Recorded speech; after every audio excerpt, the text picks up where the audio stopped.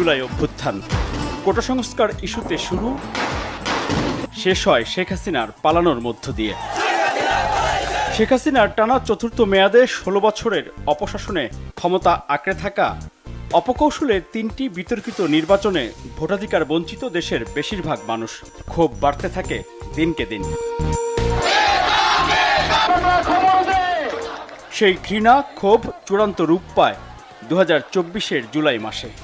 কোটা সংস্কার ইস্যুতে বৈষম্য বিরোধী ছাত্র আন্দোলনের ব্যানারে শিক্ষার্থীদের আন্দোলন দমাতে শিশু কিশোর নির্বিশেষে গণহত্যা চালানোর তৃপ্তি নিয়ে ক্ষমতা ছেড়ে দেশ থেকেই পালিয়ে যান শেখ হাসিনা।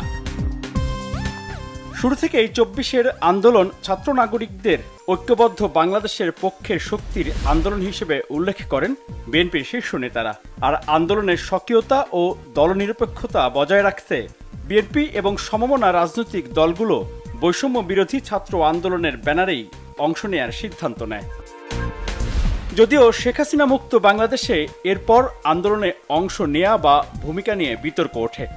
অনেকেই বিএনপির বিরুদ্ধে পরিকল্পিত অপপ্রচারেও লিপ্ত হয়।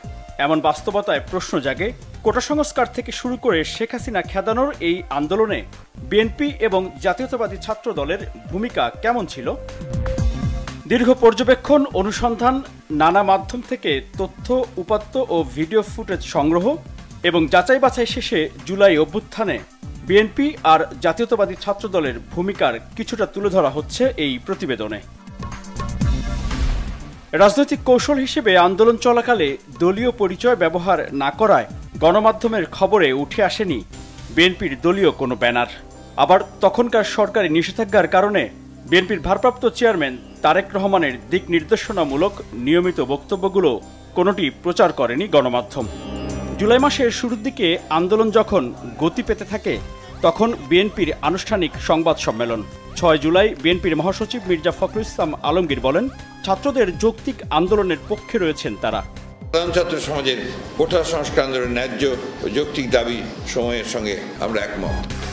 এরপর শিক্ষার্থীদের আন্দোলনকে রাজনৈতিকভাবে বিতর্কিত করতে সরকারের নানা মহল থেকে তৎপরতা শুরু হয়। বিএনপি ও সমমনা রাজনৈতিক দলগুলোর নেতারা তখন এই আন্দোলনের পক্ষে কথা বলার ক্ষেত্রে আরও সতর্কতা অবলম্বন করেন।